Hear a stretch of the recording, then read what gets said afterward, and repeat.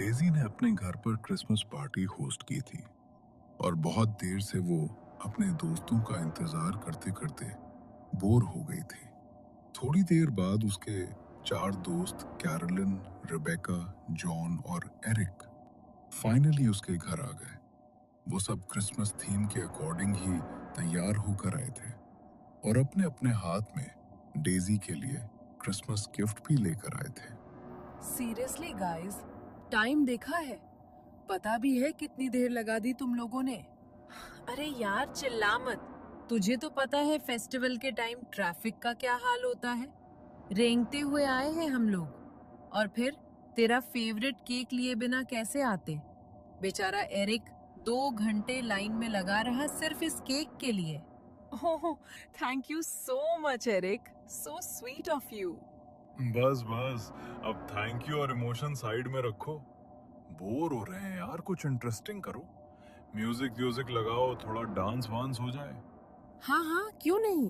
Eric, तुम music connect करो, तब तक मैं किचन से तुम लोगों के लिए कुछ खाने को लाती हूँ। एरिक ने वॉल्यूम बढ़ाया और पार्टी का माहौल बनने लगा। डेजी किचन में चली गई। उसने ओवन से गर्मा गर्म पफ पेस्ट्री निकाली। खुशबू पूरे किचन में फैल गई थी। वो उन्हें प्लेट में लगा ही रही थी कि तभी है? इतनी रात को मेरे किचन की खिड़की कौन खटखटा रहा है? ये पड़ोस के बच्चे भी ना चैन से जीने नहीं देंगे। डेजी ने खिड़की से बाहर झांका, लेकिन वहां कोई नहीं था, सिर्फ गहरा अंधेरा। उसे लगा शायद वहम होगा, लेकिन तभी हद है यार, अभी बताती हूँ इनको। बहुत हो गया मजाक। डेजी ने गुस्से में खिड़की का लॉक खोला। बाहर देखा तो कोई भी नहीं था। ठंडी हवा का एक झोंका अंदर आया। डेजी के रोंगटे खड़े हो गए। अगर बाहर कोई नहीं है तो खटखटा कौन रहा था? वो घबराकर खिड़की बंद करने ही वाली थी कि अचानक अंधेरे में खिड़की के बिल्कुल पास उसे एक चेहरा दिखा। सांता क्लॉज के कपड़ों में एक आदमी जो उसे घूर रहा था। पलक झपकते ही वो चेहरा गायब हो गया। तभी डेजी की चीख सुनकर कैरोलिन भागते हुए किचन में आई। डेजी, क्या हुआ? तुम चिल्लाई क्यों? सब ठीक तो है? हाँ, मैं ठीक हूँ। वो बस तुम प्लीज ये खिड़की बंद कर दो, जल्दी। मैं पेस्ट्री लेकर बाहर चलती हूँ। Okay, relax. कैरोलिन ने खिड़की अच्छे से लॉक कर दी और दोनों ड्राइंग रूम में आ गई। अभी सब सोफे पर बैठे ही थे और माहौल थोड़ा नॉर्मल हुआ ही था कि वो आवाज सुनते ही डेजी के हाथ से प्लेट लगभग छूटते छूटते बची। उसका चेहरा सफेद पड़ गया। अरे क्या हो गया तुझे? भूत देख लिया क्या? दरवाजा ही तो नॉक हुआ है, इतना क्यों डर रही है? कुछ नहीं, वो अचानक आवाज आई तो मैं डर गई। जॉन, प्लीज एक बार पीप होल से देखो ना कौन है, प्लीज। मैं देखूं? कमाल है यार डेजी, तू भी ना। अच्छा रुक, देखता हूँ कौन है। जॉन मस्ती में चलते हुए दरवाजे तक गया। उसने पीप होल से आंख लगाकर बाहर देखा। बाहर वही आदमी खड़ा था, लाल कपड़ों में, लंबी सफेद दाढ़ी। वही सैंटा जिसे डेजी ने खिड़की पर देखा था। देखा तुमने? कौन है बाहर? अरे अपना सेंटा है भाई। लगता है रास्ता भटक गया है या हमारे साथ पार्टी करना चाहता है। रुको, इसे भी अंदर बुला लेते हैं, महफिल जम जाएगी। क्या? सैंटा? नहीं जॉन, खबरदार जो दरवाजा खोला। जॉन प्लीज नहीं।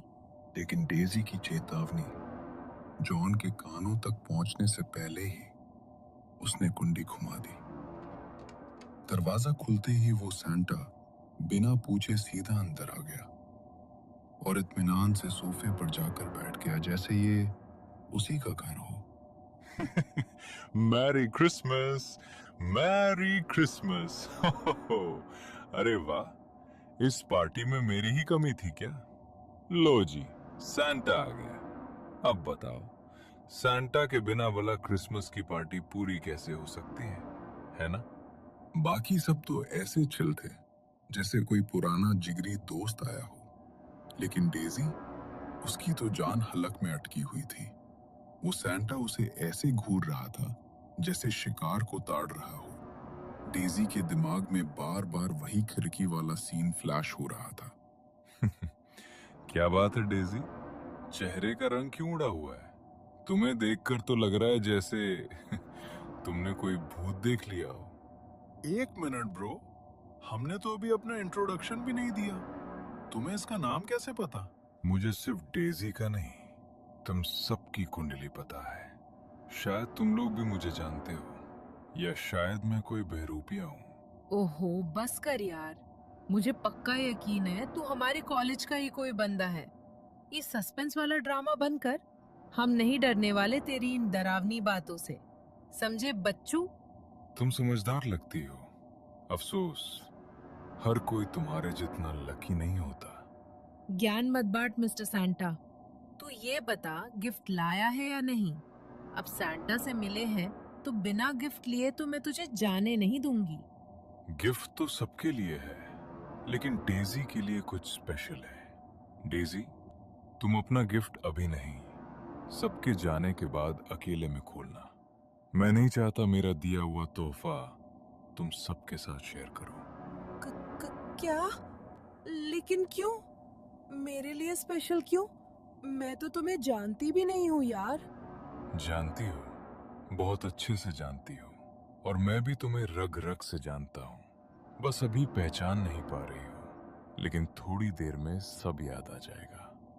अरे बस कर सैंटा भाई, क्यों बेचारी की जान ले रहा है? वैसे भी ये घर में अकेली रहती है, फट्टू है थोड़ी। तू चला जाएगा फिर ये रात भर हमें कॉल कर करके पका देगी कि मुझे डर लग रहा है। अरे तुम लोग कितनी बकबक करते हो यार, बातों के चक्कर में मैं अपना गिफ्ट भूल जाऊं क्या? लाओ सैंटा, जल्दी निकालो मेरा गिफ्ट। सैंटा ने अपने थैले से एक एक करके गिफ्ट्स निकाले और कैरोलिन, जॉन और एरिक को दे दिए।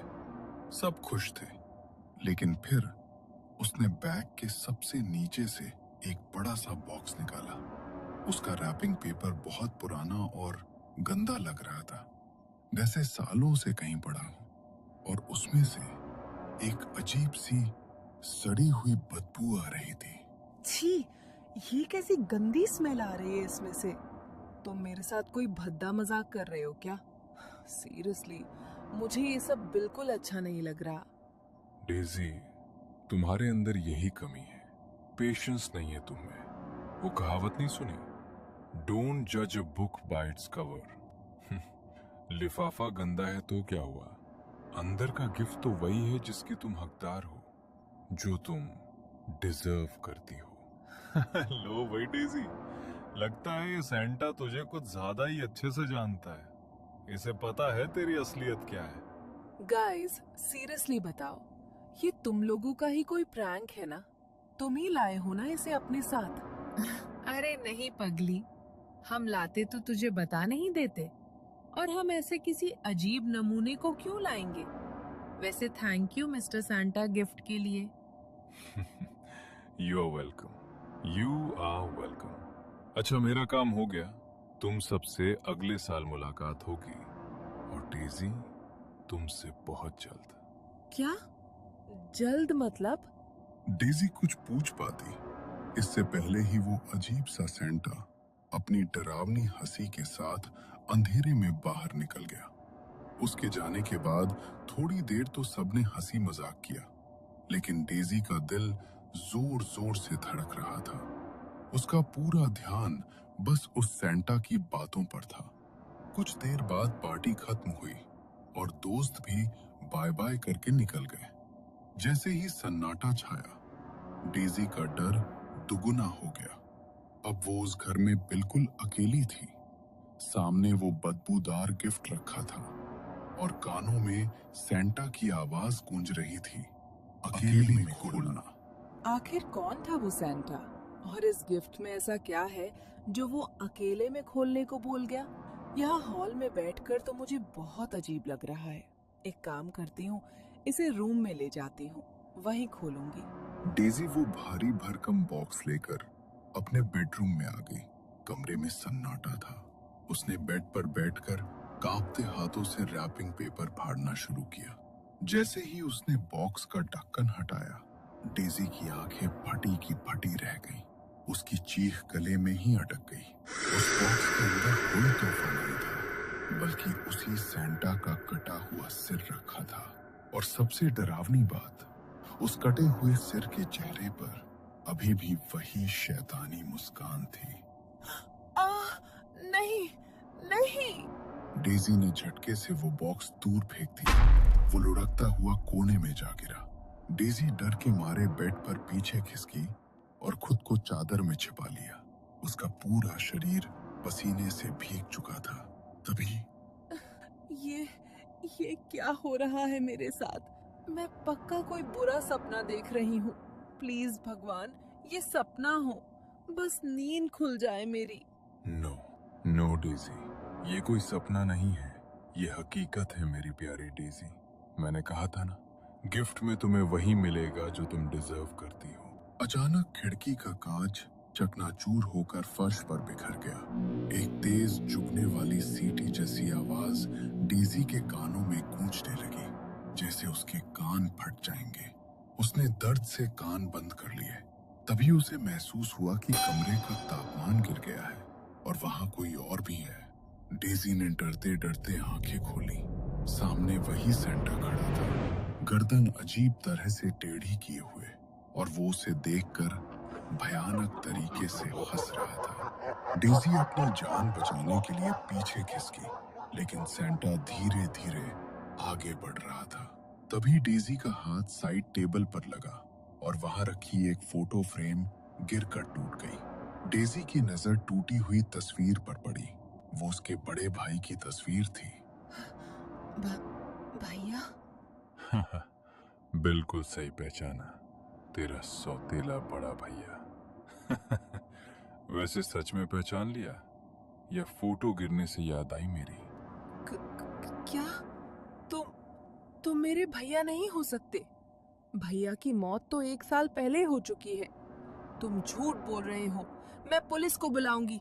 दूर रहो मुझसे। अरे मेरी प्यारी सौतेली बहन, लगता है बड़ा अफसोस है तुम्हें मेरी मौत का, लेकिन शायद तुम एक छोटी सी बात भूल रही हो डेजी।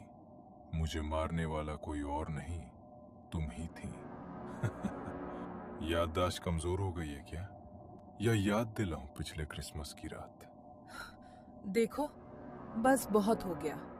मैं नहीं जानती तुम क्या बकवास कर रहे हो। मैं अपने भाई को क्यों मारूंगी? मैं बहुत प्यार करती थी उनसे। झूठ, प्यार नहीं, तुम्हें सिर्फ प्रॉपर्टी से प्यार था। तुम्हें मेरे हिस्से की दौलत चाहिए थी और मुझे रास्ते से हटाए बिना वो मुमकिन नहीं था। इसलिए तुमने मेरी गाड़ी के ब्रेक फेल करवा दिए। तुमने जानबूझकर मुझे उस पहाड़ी वाले रास्ते पर भेजा ताकि मेरा एक्सीडेंट हो जाए और मैं खाई में गिर जाऊं। और वही हुआ। मैं तड़प तड़प कर मर गया और तुम यहाँ मेरी प्रॉपर्टी पर ऐश कर रही हो। सेंटा की आंखें अब अंगारों की तरह लाल हो चुकी थी। अब मुझे अपनी प्यारी बहन की बहुत याद आ रही है डेजी। मैं वहां अकेला बोर हो गया हूं, इसलिए अब तुम मेरे साथ चलोगी। नहीं भैया, प्लीज मुझे माफ कर दो। मुझसे बहुत बड़ी गलती हो गई थी। लालच ने मुझे अंधा कर दिया था। मैं बहुत शर्मिंदा हूँ। भैया प्लीज मुझे मत मारो, मुझे छोड़ दो। देखो तो जरा, कितनी मासूम लग रही हो तुम। लेकिन डेजी, जितनी अच्छी तुम हो उतना अच्छा मैं नहीं बन पाऊंगा। मेरा इंसाफ मैं खुद करूंगा। अचानक पूरा कमरा हिलने लगा, जैसे भूकंप आ गया हो। चीजें हवा में उड़ने लगी। सेंटा ने अपने दोनों हाथ आगे बढ़ाए और डेजी की गर्दन पकड़ ली। भैया। सेंटा की पकड़ लोहे जैसी मजबूत थी। डेजी के पैर हवा में झूलने लगे। उसका चेहरा नीला पड़ने लगा। आंखें बाहर घूम आई। वो बचने के लिए हाथ पैर मारती रही, लेकिन उस अदृश्य ताकत के आगे वो बेबस थी। कुछ ही पलों में सब शांत हो गया। डेजी का बेजान शरीर जमीन पर धड़ाम से गिर पड़ा। कमरे में अब गहरा सन्नाटा था। पिछले साल इसी रात उसने लालच के लिए अपने सौतेले भाई का खून बहाया था, और आज ठीक 1 साल बाद उसी भाई ने अपना हिसाब चुकता कर लिया।